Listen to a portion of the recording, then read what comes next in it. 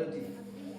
So be trustworthy and diligent to gain respect. And that's each and every one of us that need to do that. Be respectful, not argumentative. And I know there's a lot of people that like to argument about stuff. And we don't need to be like that. Approach authorities figures with humility and tact. And there's some of the leaders the political leaders today that we don't like at all. But we still need to respect them. Avoid deception and manipulation. So bold honesty in all interactions. So stay honest. Choose the right time and words. Make requests privately and thoughtfully. So before you blame someone, if you want to tell someone, think about it before you do it. So be thoughtful about it. And trust God regards the outcome. And I think there's a lot of us that don't trust God. When you ask Him something and the outcome is not what you want, then we lose trust in God. So rely on His presence, His power, His promises, and His people. Because that's what we need to do. In today's fast-paced world, the desire for promotion is a common aspiration. We strive for advancement, recognition, and success. And that's all of us. We all want to succeed in what we do. And that is what it should be. But what is if the key to promotion isn't found in the latest self-help book or corporate strategy, but in timeless principles outlined in the Bible? And that's what we're going to see today, how we can do that. The story of Daniel, a young Jewish man living in a foreign land, offers profound insights into how we can position ourselves for genuine promotion. And that's what the book of Daniel is all about. His integrity. Daniel's life exemplifies 4 key character qualities that not only led to his rise in the pagan society, but also brought glory to God. Let's look into these qualities. Now I've got the 4 qualities here. The first one is integrity. Staying true to your values. Don't take someone else's values. It's not going to work. Because God put certain values in you. Stay true to that values that God put in you. Daniel's journey began under dire circumstances around 600 BC. The Babylonian Empire invaded Judah, taking Daniel and many other young men captive. These captives were subjected to a 3-year indoctrination program designed to strip them of their Jewish identity and reshape them into loyal Babylonians. And that's what Nebuchadnezzar tried to do with them, to make them Babylonians. So they can be, and we all know Babylonian at that time was corrupt. There was a lot of things happened there that's not supposed to be. A lot of different gods that was worshipped. And that is what Nebuchadnezzar wanted them to do, to worship his gods and forget about their God. But despite immense pressure, Daniel remained steadfast in his commitment to God. One of the first tests he faced was the king's order to consume food and wine that violated Jewish dietary laws. And we know that Moses' laws give certain foods that they are allowed to eat and certain foods they wasn't allowed to eat. But the Babylonians want them to eat that food. So Daniel 1 verse 8. But Daniel resolved not to defile himself with the royal food and wine. And he asked the chief official for permission not to defile himself this way. So Daniel's refusal wasn't an act of rebellion. He wasn't rebellious. He just wanted to stay true to God. True to his God and not the Babylonian gods. And he didn't want to accept that, most probably that the food was looking astonished. That everybody wanted to eat the food, but Daniel was true to God. He wants to stay in God's way. He don't want to define his body. So, and that's why he asked that. So how do we apply integrity today? Know your core values. Identify the principles that are non-negotiable in your life. Your values. If you don't want anybody to change it, don't compromise to it. Because that's values that God put in you. And you need to stay true to it. That is part of your integrity. Stay consistent. Align your actions with your beliefs, both in public and private. And that's one that I think everybody struggles with. If you on your private where nobody see you, how do you live? How do you speak? What do you look on the TV? That is in your. But if you're in the open where the public can see you, then you're holy.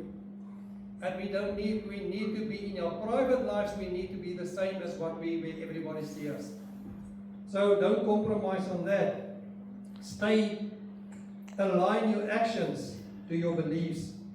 Respectfully decline compromises. So don't compromise your beliefs. That's not what God wants. When faced with situations that challenge your values, politely and firmly stand your ground, and that's what Daniel did. That's why Daniel refused the food from the king's table, because he stayed true to God, to his God. Romans 12 verse 2. Do not conform to the pattern of this world, but be transformed by the renewing of your mind. Get your mind in line with God's mind, that you can stay true to God and not your own way. In a culture that often pressures us to conform, maintaining integrity sets us apart and positions us for God's promotion. So if we stay true to God, we will get our promotion that we want. Number 2, discipline. Exercising self-control. And for us, a lot of people struggle with self-control. Sometimes myself as well. Sometimes I struggle with it. Daniel's commitment required significant discipline. Rejecting the king's delicacies wasn't just about food. It symbolized a rejection of assimilation into a culture that didn't honor God. And that is what it's all about. Daniel he keep on wanting to honor God for what God is for him. It's not Nebuchadnezzar's way. He wants his God to be honored. Instead of indulging in luxurious meals, Daniel requested a simple diet of vegetables and water. This choice wasn't merely about physical health, but spiritual obedience. Daniel 1 verse 2. Please test your servants for 10 days. Give us nothing but vegetables to eat and water to drink. Man, vegetables and water for 10 days. It will be a struggle, but Daniel and his friends stay with it. They keep on to that to honor God, not to honor Nebuchadnezzar and his people. Daniel's self-control showcased his ability to prioritize long-term faithfulness over short-term gratification. So, how do we apply discipline today? Set personal boundaries. Establish guidelines that keep you aligned with your goals and values. So don't get rid of your values.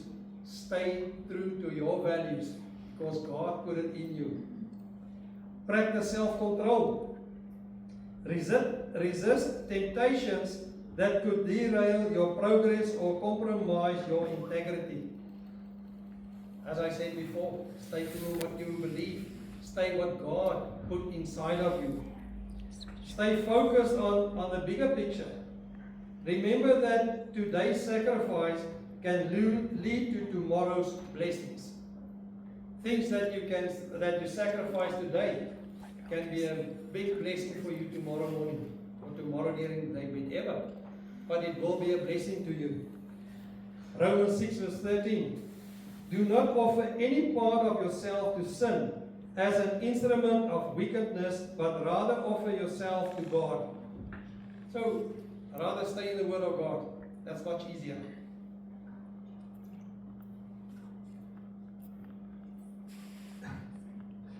The discipline strengthens our character and prepares us for greater responsibilities. Number 3, courage. And I think a lot of us need courage. Standing firm in adversity. That is how we stay encouraged. It took immense courage for Daniel, a young captive in a foreign land, to oppose the king's orders. He risked punishment, ridicule, and even death. Despite these risks, Daniel chose to honor God above all else. His courage wasn't rooted in defiance, but in faith. Daniel's faith was strong. And that's why he could stand on what he stand. Daniel 1 verse 11 and 12. Daniel then said to the God whom the chief official had appointed over Daniel, Ananiah, Mishael, and Azariah. And that is, we know his 3 friends, Shadrach, Meshach, and Abednego. That's the 3 of them. That is their original names. But before they changed it. So please test your servants for 10 days. Give us nothing but vegetables to eat and water to drink. And that was a good thing for them. That's what they believed they need to do. By proposing an alternative, Daniel demonstrated wisdom and bravery. He didn't simply refuse. He offered a solution that respected authority while staying true to his convictions.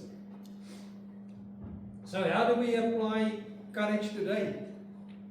The first one, stand up for what's right. And sometimes we struggle with that one. You know what's right, but you don't stand up. You just let it pass. Even when it's unpopular or may lead to personal loss.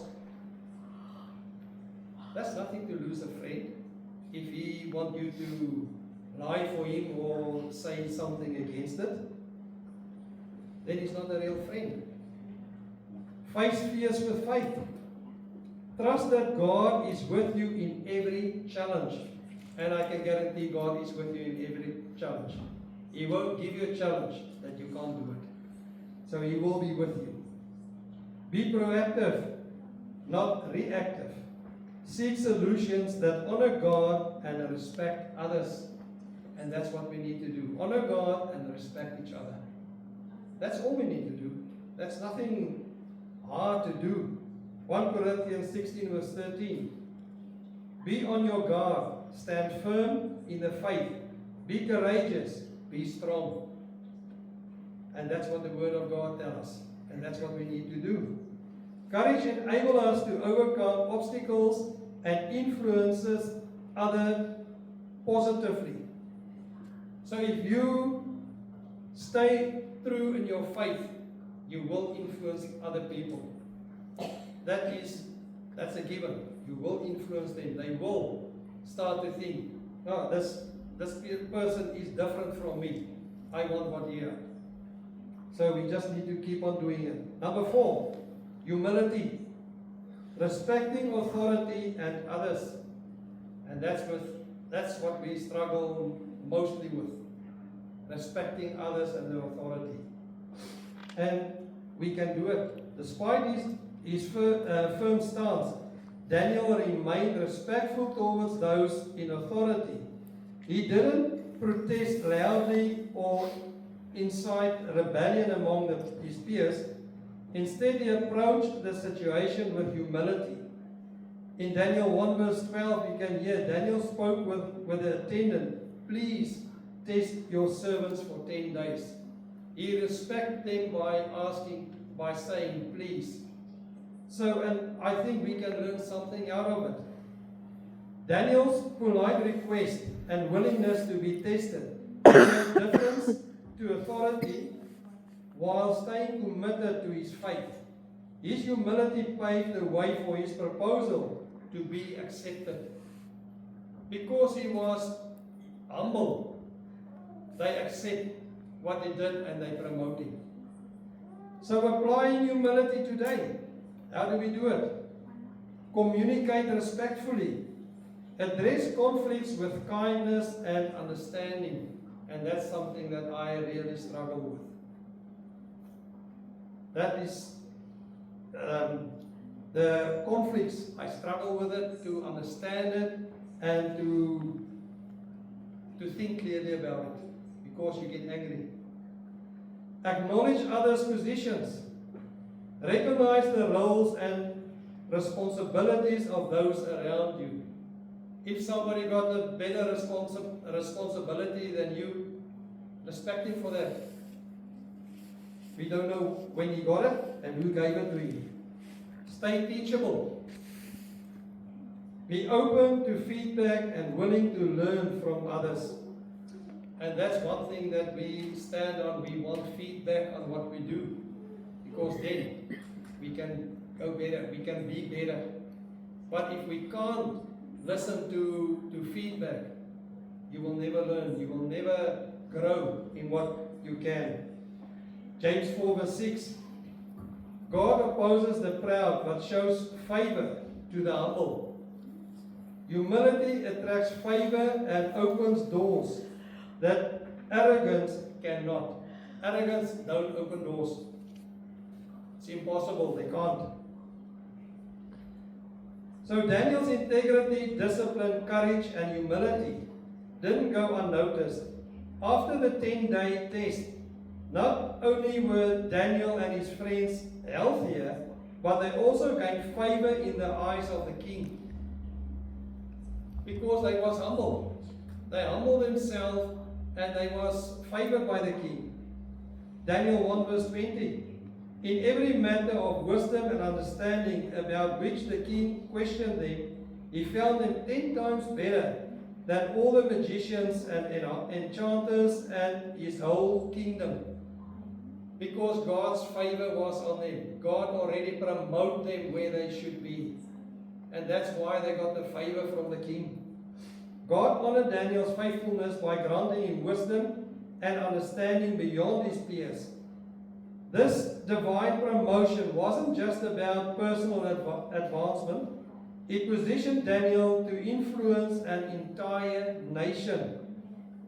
And that's what we want. We want to influence the nations. So if we stay true to God and we get God's favor, we can do it. And that's what we aim for. That is the promotion that I want, is to gain that knowledge and the wisdom from God to change people. So applying Daniel's lessons in our lives. So how can we embrace these qualities in our own journey toward promotion? Number one, cultivate a deep relationship with God. Spend time in prayer and study of His Scripture. See God's guidance in all decisions. Allow His Word to shape your values and actions. Stay in the Word of God. That's when our God speaks to each and every one of us out of His Word. Study His Scriptures. Because in the Scriptures we get the wisdom that we need. And allow His Word to shape your values and actions. If we in His Word, He will shape us the way we should go. And if you have to make big decisions, talk to God. He will give you the outcome on your decision. He will help you to make the right decision. Number two, embrace challenges as growth opportunities. View adversity as a chance to develop character. And we all can renew our characters. Because that's what we need to do. Trust that God used pressure and prepare us for greater things. That's it. God will use us for greater things. He will use us to change someone in your life. And remain steadfast, knowing that tests often precede promotion. So pass your tests. and you will get your promotion. But to pass the test, stay in the Word of God, study His Scripture, talk to God, pray to Him. That's the only way we can do it. Number 3, influence others through your example. Let your integrity and actions inspire those around you. If they can see that you're different from them, they want to be like you. You change their lives. You inspire them. Be a light in your workplace, your community, or your school. Shine your light. Be the lighthouse. Use your platform, no matter how small, to honor God. Doesn't matter what you do. Keep on honoring God. And He will promote you. Promotion isn't merely about climbing the corporate ladder or gaining recognition. True promotion comes from God and is a result of our character aligning with His principles. Daniel's life teaches us that when we prioritize integrity, discipline, courage, and humility, we position ourselves for the kind of success that honors God and impact others. And that's the main reason. Stay true to God. Stay in your faith. Study the Word of God. And God will promote you where you need to be.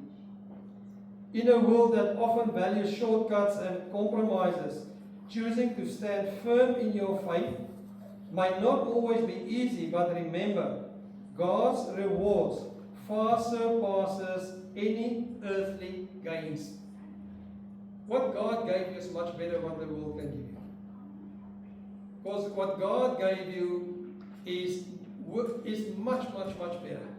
The world can just give destruction. God don't give destruction. God just give love. That's all He do. As you commit to these principles, trust that God sees your efforts and in His perfect timing will elevate you to places you never imagined. So if you stay true to God, if you stay in your faith, study His Word, you will go places where you think you never could be. Because God will promote you to it. So let's pray. Father, we thank you. Thank you for your Word. And Father, we just ask that you will give us more insight in Daniel's life. And Father, that we can have what Daniel got. So Father, we thank you, we honor you, and we praise you in Jesus' name. Amen.